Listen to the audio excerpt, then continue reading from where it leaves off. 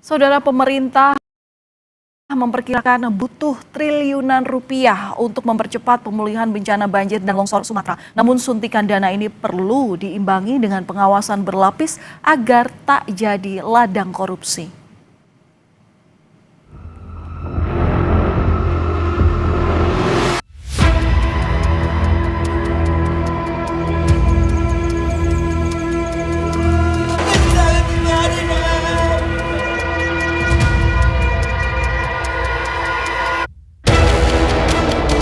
Saya ingatkan, tidak boleh ada penyelewengan, tidak boleh ada korupsi di semua entitas pemerintahan.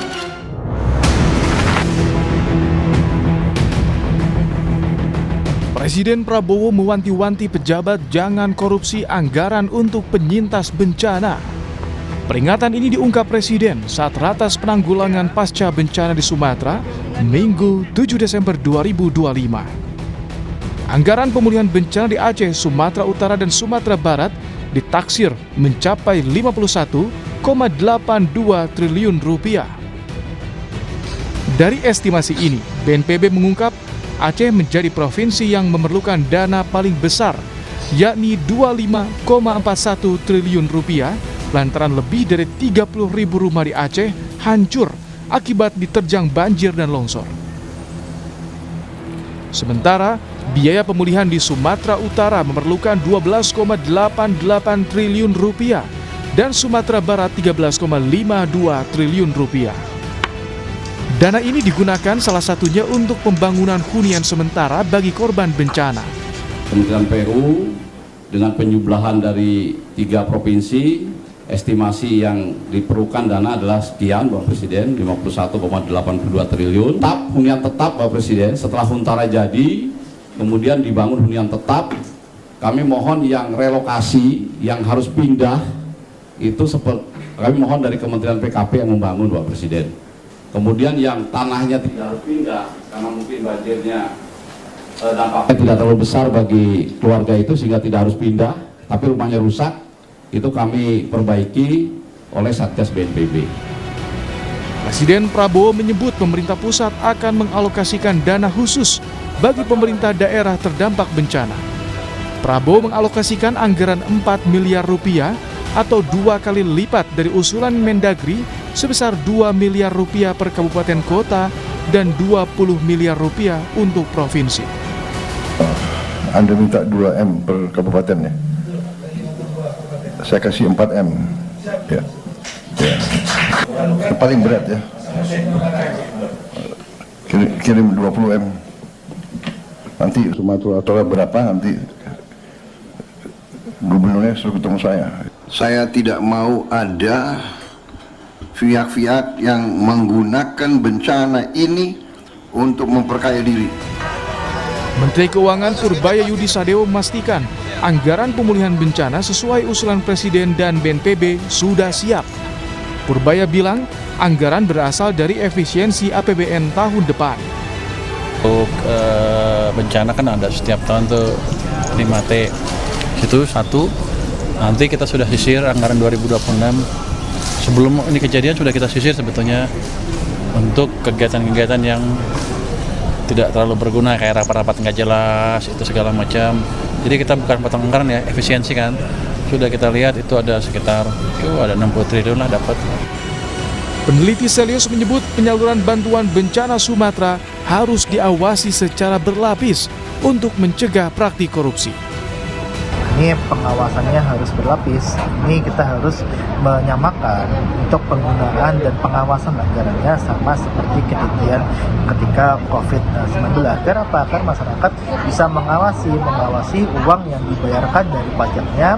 Setiap 1 rupiah itu harus digunakan dengan baik dan benar untuk tujuan penanggulangan bencana yang terjadi di Sumbar, Aceh maupun di Sumatera Utara. Pengawasan dan transparansi jadi kunci agar pemulihan dan rehabilitasi bencana banjir dan longsor tepat sasaran. Jangan sampai ada tangan-tangan tak bertanggung jawab yang mengambil keuntungan di tengah kesempitan. Tim Liputan Kompas TV.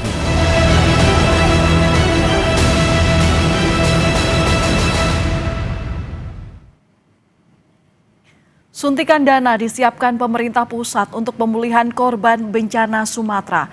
Bagaimana pengaplikasiannya oleh pemerintah daerah? Kita akan berbincang dengan Bupati Tapanuli Selatan, Gus Irawan. Selamat malam, Pak Gus. Salam sehat selalu. Terima kasih. Selamat malam, Mbak. Iya, Pak, dengan rencana bantuan yang akan diberikan Presiden, bahkan jumlahnya dinaikkan 2 kali lipat dari usulan Mendagri. Nah, dana 4 miliar rupiah ini apakah sudah ada pembicaraan lebih lanjut kapan suntikan dana ini dari pusat turun ke daerah? Belum ya, kami saya kira sifatnya menunggu dari pemerintah pusat, ya saya kira, Mbak. Oke, berarti sampai sekarang belum ada komunikasi lanjutan ya, termasuk arahan baru dari gubernur belum ada ya Pak ya? Terkait dengan yang dari pemerintah pusat belum. Belum. Oke, itu dipastikan bentuknya uang 4 miliar atau mungkin dalam bentuk barang. Misal, kita kan tahu bahwa daerah Sumatera Utara sebelumnya itu viral antrian warga yang mengantri BBM. Apakah ini bentuknya BBM atau bentuknya sembako begitu belum tahu juga ya Pak ya? Belum tahu. Saya kira dalam kita mengikuti rakor yang dipimpin langsung oleh Bapak Presiden kayaknya sih uang tunai ya. Baik, oke. Menurut Bapak, rencana suntikan dana 4 miliar ini apakah memenuhi untuk pemulihan di Kabupaten Tapanuli Selatan? Saya kira tentu tidak ya, karena kan di Tapanuli Selatan misalnya kami 15 kecamatan, itu tadi awalnya bencana besar itu kan 2526 ya, itu berdampak di 13 kecamatan. Lalu tiga hari hujan sampai kemarin, ini satu desa lagi kami juga terdampak banjir lagi. Nah, sangat tidak cukup sesungguhnya. Saya kira kan nanti beberapa infrastruktur yang kemudian kami punya bendungan, punya irigasi, jalan, baik nasional, provinsi maupun kabupaten yang berstatus jalan kabupaten, itu kan kerusakannya luar biasa. Saya kira tentu ini adalah saya kira adalah dana dalam tanggap darurat. Nanti kan masih ada fase berikutnya transisi, baru kemudian direkonstruksi, rehabilitasi yang saya kira akan juga pasti akan dibantu oleh pusat juga. Dan sekarang secara itu paralel sebetulnya perbaikan infrastruktur misalnya, tapi yang fatal-fatal ya, kan orang dari pusat misalnya dari Kementerian PUPR, Balai Jalan Nasional, Balai Besar Wilayah Sungai gitu ya, kan sudah ada juga di daerah untuk melakukan normalisasi yang sangat mendesak. Jadi saya kira itu adalah untuk menambah. Di kami ada namanya BTT, biaya tak terduga, itu hanya untuk ditanggap darurat saya kira, Mbak. Oke, tapi biaya tak terduga yang dimiliki oleh kabupaten di lingkup Bapak itu berarti sudah habis total ya Pak ya?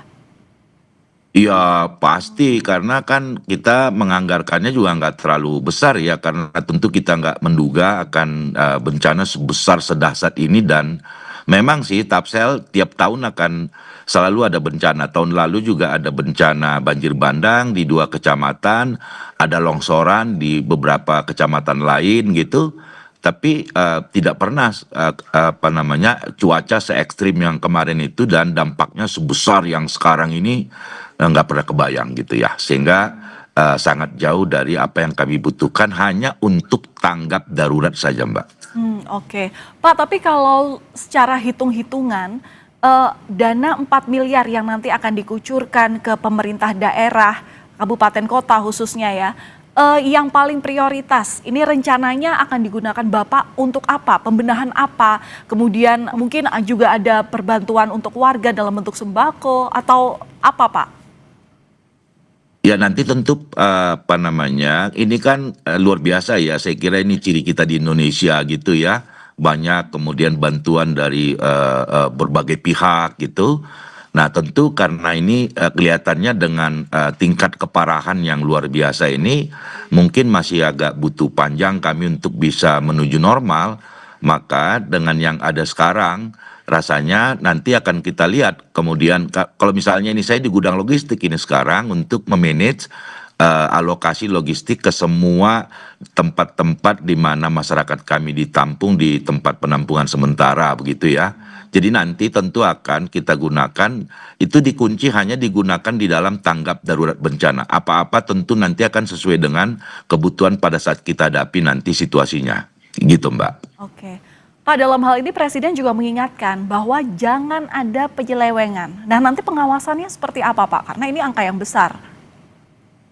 Iya, ini kan kita ada ada BPBD, kemudian juga ada kita di tim ya posko namanya.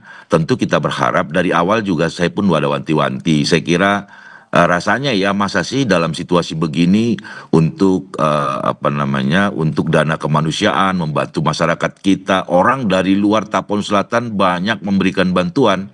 Saya kira masa sih kita di Tapon Selatan dengan bantuan itu pun kemudian disalahgunakan. Saya kira akan sangat menjaga itu, dan rasanya orang enggak, apalagi orang yang lebih bejat kalau kemudian dana kemanusiaan pun diselewengkan gitu ya Mbak ya.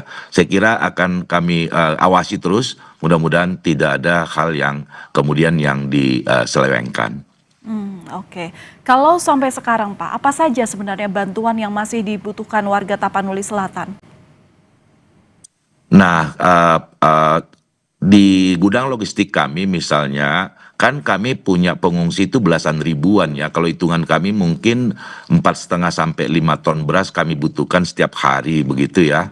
Jadi mungkin kebutuhan beras ini masih sangat kami butuhkan. Tapi tenda-tenda karena mereka masih ditampung di tenda-tenda yang sangat sederhana, tetapi beberapa kiriman tenda misalnya dari kunjungan Pak Bahlil kemarin dijanjikan 245 tenda dalam perjalanan begitu.